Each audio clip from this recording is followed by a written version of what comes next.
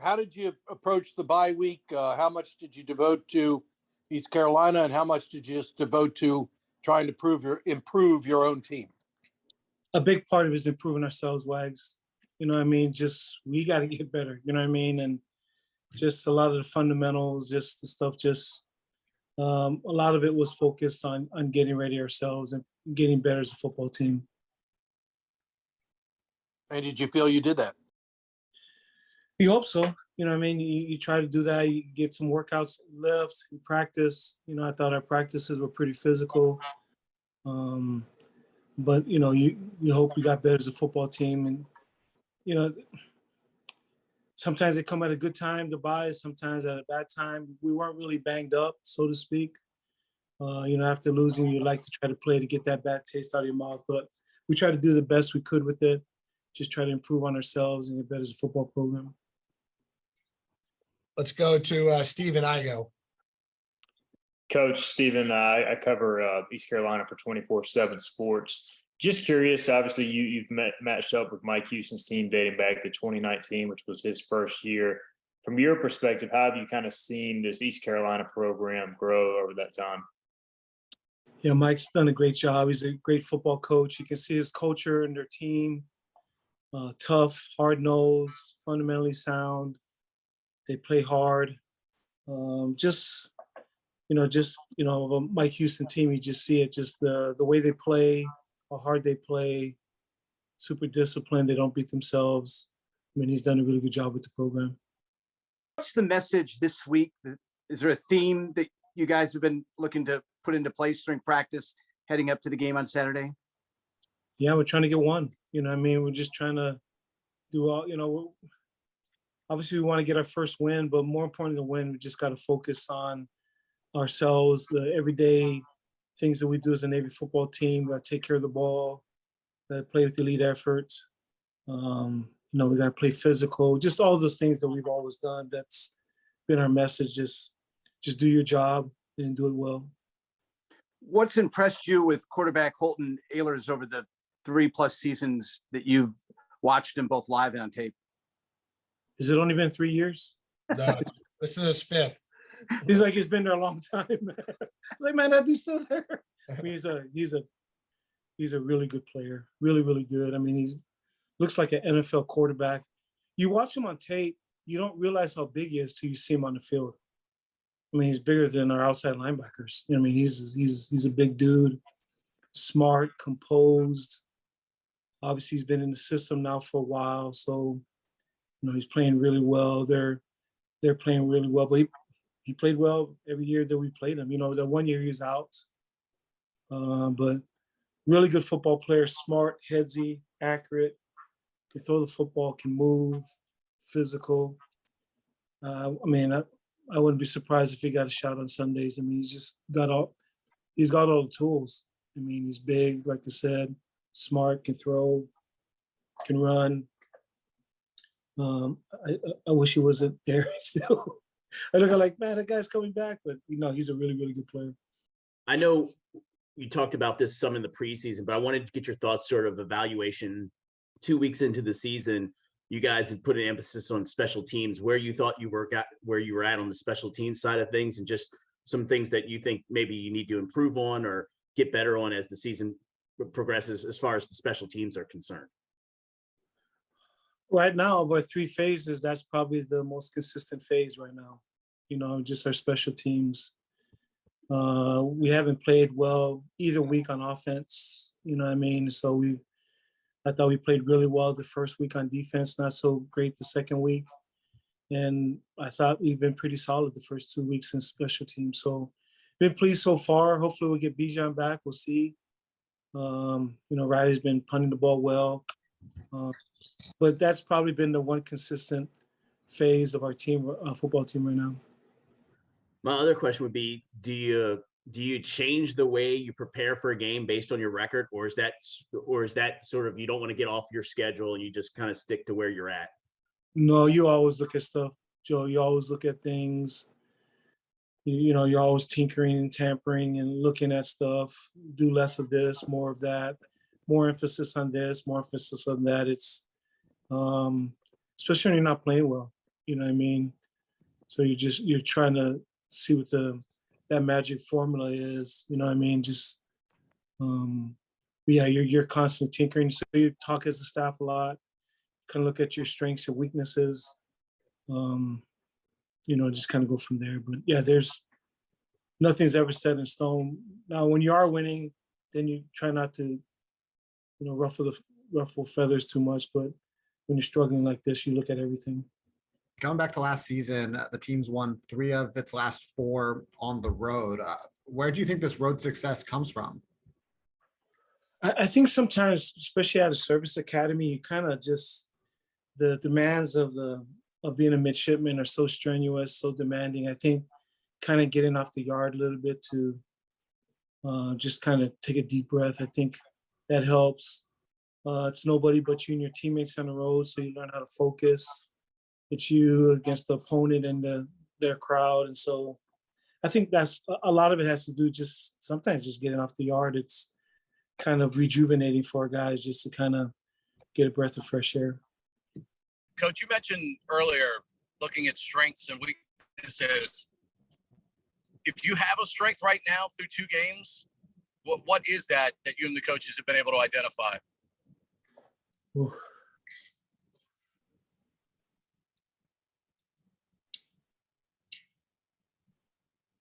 Like I said, it's hard when you're 0-2 to think. You know what I mean? There's so much stuff you have to work on. Maybe if one group, maybe the D-line, inside linebackers. The striker position has been pretty solid with John Marshall. And so we've been so up and down though, you know what I mean? So I don't know if there's been a consistent group, so to speak, right now, but probably playing better than other portions of our football team, maybe the outside linebackers.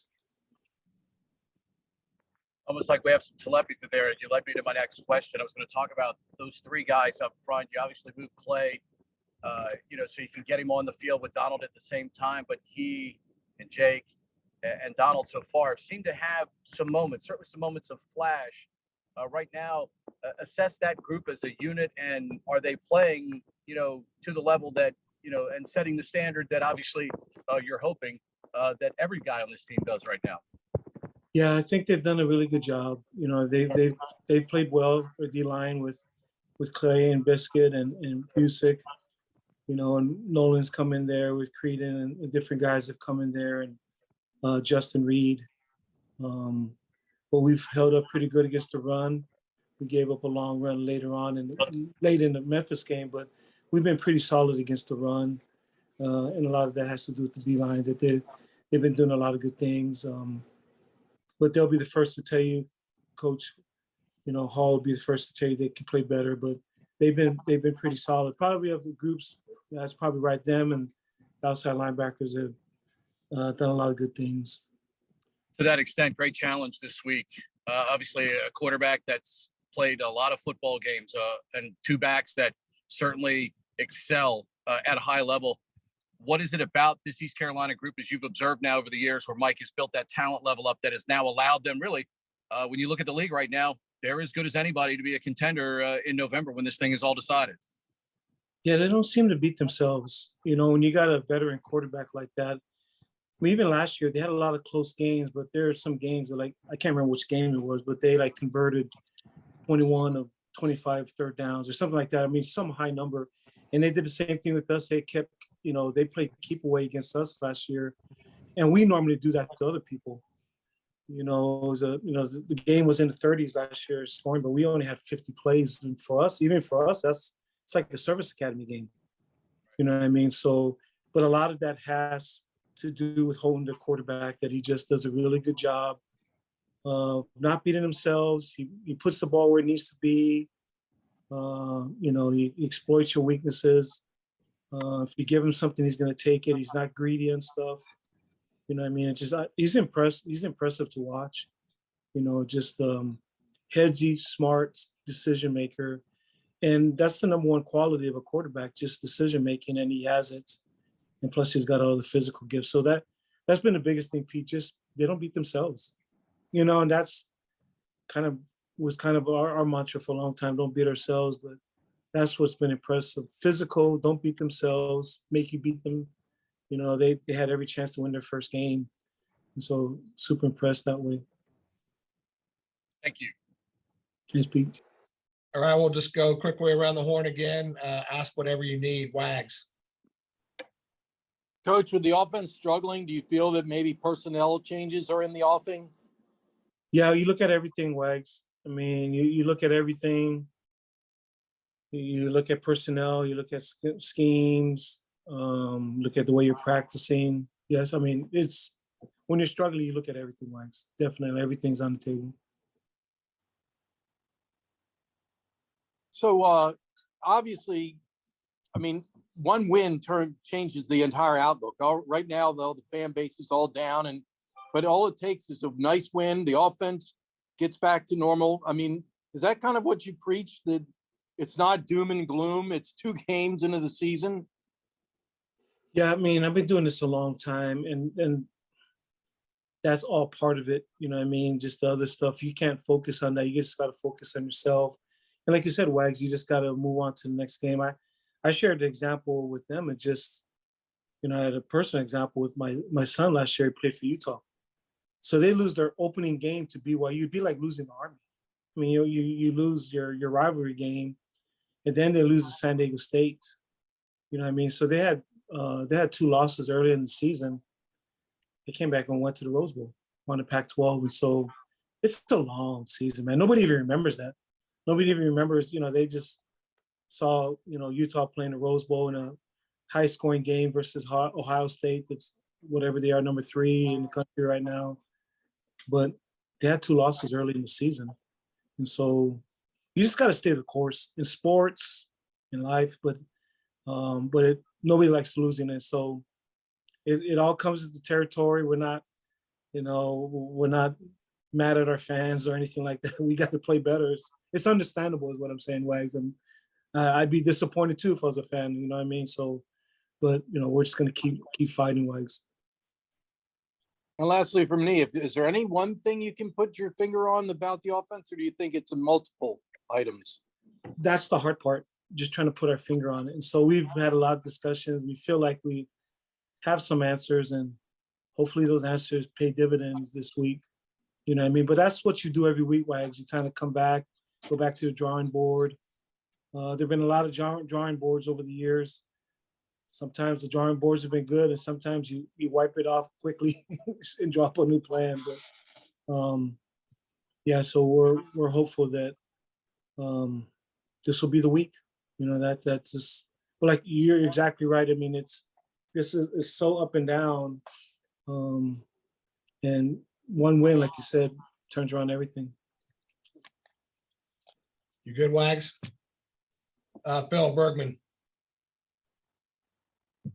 Coach, Navy doesn't play in too many night games with it being a 6 p.m. start. Do you enjoy playing at night?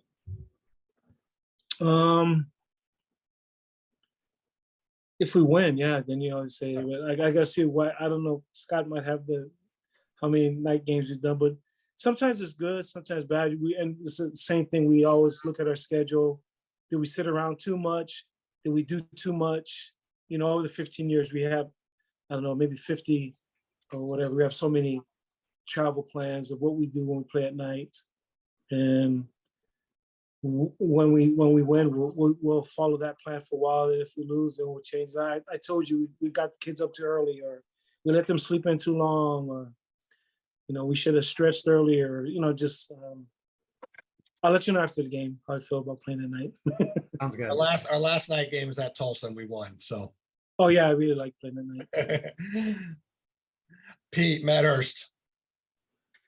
Kenny, if anything, was there something of significance that over the 2 weeks that you've had here, that you've been able to accomplish during the bye week, even if it's something small from a team standpoint, as the bye week gives you that rare chance to kind of ramp down, self-scout, and do some individual stuff to help your guys get better?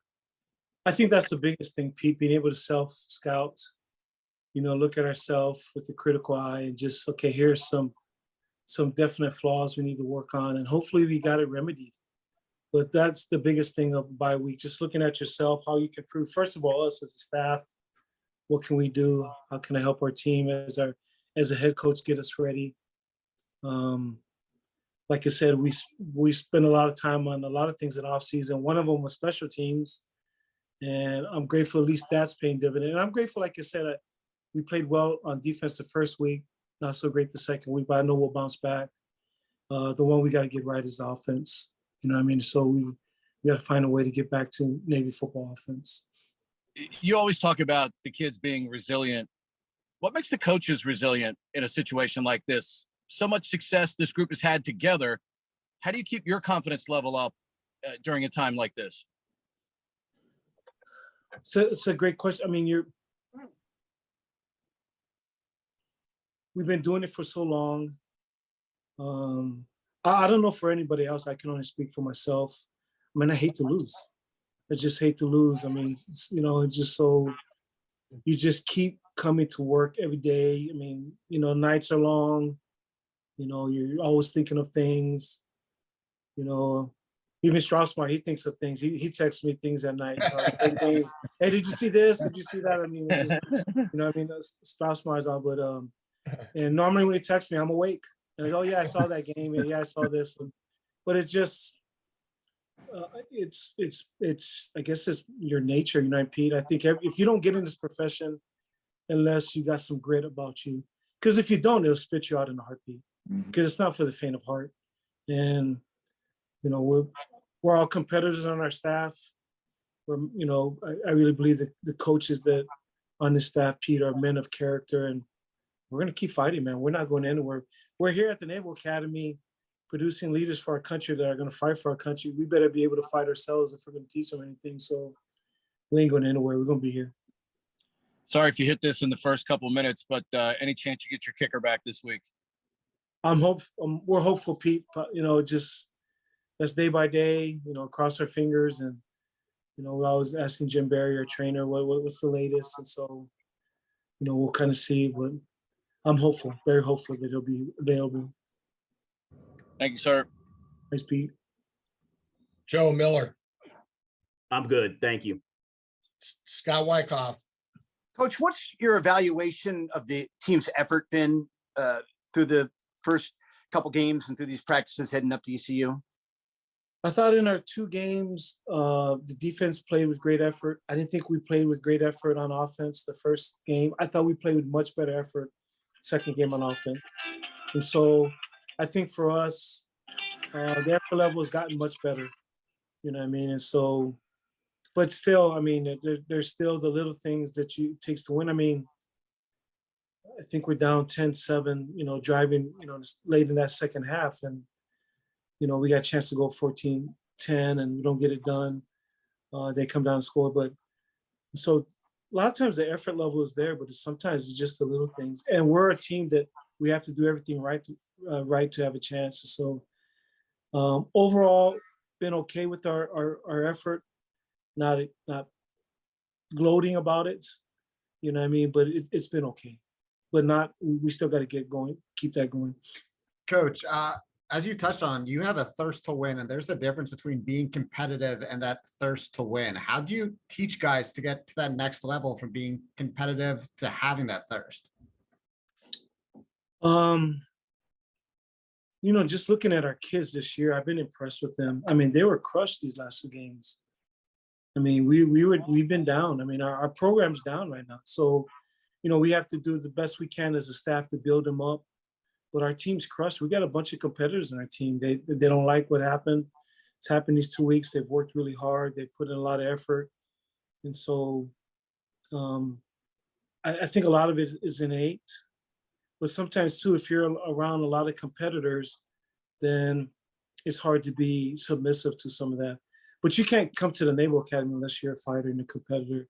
It's hard to be a Division I football player. It's hard to be at the Naval Academy. And so some of it have it more than others. And hopefully those that have it more than others, it can permeate to other people. But I feel good from a standpoint that we have a lot of competitors because, we've been walking around wounded. I mean, guys have been licking our wounds. I mean, nobody likes where we're at right now.